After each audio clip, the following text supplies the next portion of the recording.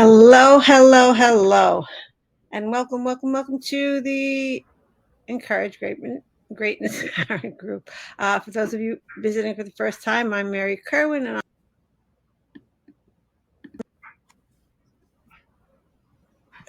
hello, hello, hello, and welcome to the Encourage Greatness Group. For those of you visiting for the first time, I'm Mary Kerwin, and I am the founder of this, or the creator of this group. I'm the founder of Confident Families. Also a little bit tongue-tied today. So, and I think this is a very timely, haha, topic, pun intended. It seems that if you're a mom or single parent or practically anyone living in today's world, uh, you are probably under some sort of time pressure. And researchers kind of prove that out. My glasses are fogging, excuse me. Oh, this is better. They say about half the people said they almost never have time on their hands. They almost never have enough time on their hands, and they sometimes are always felt rushed. Um, Although other studies say almost 2/3. So it's it's a hit. So if you've ever said to yourself, I can't rest until all my work is done, which is never, or I can't spend any time on myself, or um, my mom, my aunt, my uncle, so and so does it all by herself, so why should I need help? And you feel like you're supposed to handle it all. Um, I have news for you. Well, on number one, I'll address your to-do list. Your to-do list, sorry, sweethearts, but it will never be done. It's the nature of a to-do list. When you think of something you need to do, you put it on the list. So what we need to do, well, I'll get into that. Well, I'll how to solve that, help solve that problem a little bit later. So the other thing I want to say about that is we expand to the container that we have. So um, I'll explain that. When I was teaching, when I was raising my kids and they were young, and I was teaching, and I had an after school job, and I had the responsibility of keeping the house and cooking and cleaning and doing all those things, I seem to have gotten them all done and preparing for the next day for school and my lesson plans, and everything seemed to get done, bringing the kids to wherever they needed to be. And that was on me, and that was how it worked. And it all got done. When I first retired, I had this whole day to do things that I needed to do. And it seemed like nothing ever got done because you expand to the container that you have. Um, it's an interesting phenomenon. Yeah. So the first point, the first point of this is that in order to get you're to accept the fact that your to-do list is not going to get done. So what you have to do is prioritize your list. We have to pick the three things that you need to get done most, and top priorities, and check them off the list. And then, if you have time, fill it in. But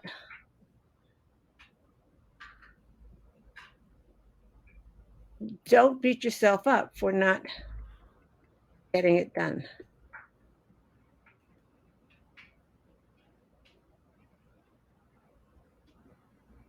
The second thing is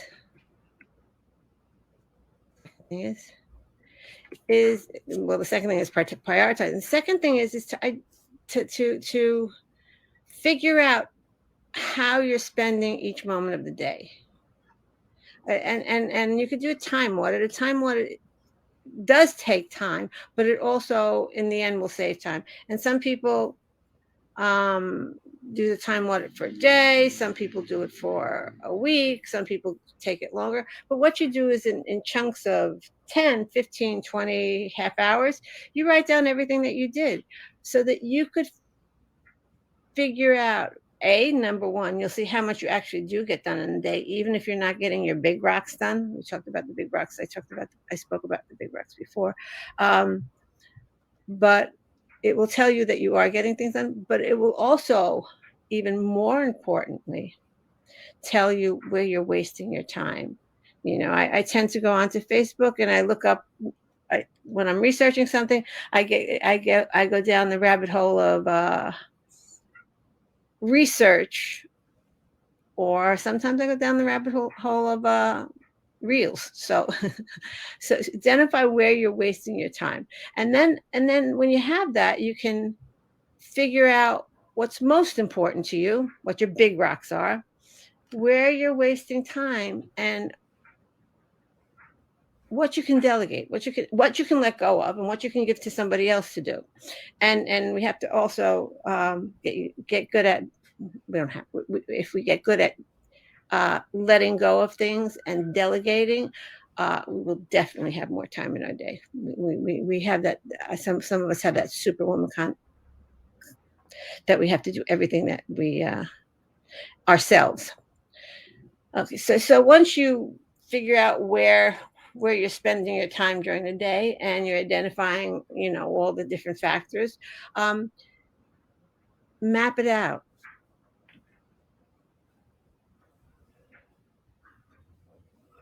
Schedule everything. Schedule everything, because when it's not scheduled, 9 out of 10 times it won't happen. Um, so if it's on your calendar, I know for me, if it's on my calendar, I it gets done. If it's not on my calendar, it doesn't. And we have to keep our calendars up to date. So that's it. And if you call it, one of my coaches called it breaking the seal. Before you go to bed, list the top 3 things you need to get done, and get it all set before you go to bed. So if you have to get the kids dressed, have the clothes out before you go to bed. If you have to, no, I can't think of anything. If you have to make breakfast, make sure you have all the ingredients out before. And maybe that's something you can delegate to your kids, that if you have it all out, they can get their own breakfast, if it's not if they're of age and it's not something that's dangerous to them. Um, and and then the third thing is until you are fluid in this, establish a routine. So visible calendars, alarms, bells, whistles, whatever you need to stick to your schedule. So it's actually so, and when you're doing this, when you're doing your time, you have to turn off all distractions, turn off your phone, turn off the internet, anything that's going to take you away from the task at hand. Um, and if you're working from home, or you're working on your computer, or you're working in your kitchen, they have apps to do this.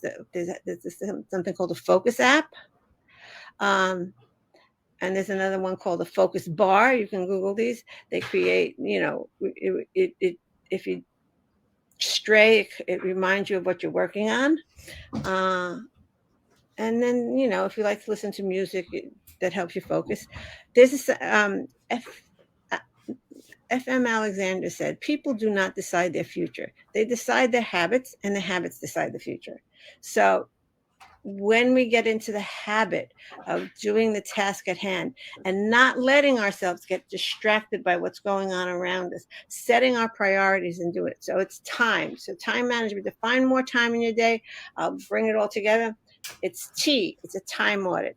Let you know exactly where you're spending every moment of the day. Tally all the tasks you do in the day. I, identify the most important, identify where you're wasting time, and identify what you can delegate. M, map it out. schedule everything. And a good way to do this, so you don't get up and all fall into the same old pattern, is to break the seal the night before, get everything ready that you need to get done. The top 3 things that you need to get done, and get everything ready before you go to bed.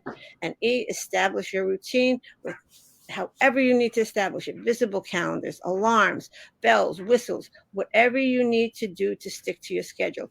And by the way, this works for your kids too. As they get, little ones can do picture charts to show how their day is going, what's there, what's next, and older ones can actually do their own time audit. And that's it for now.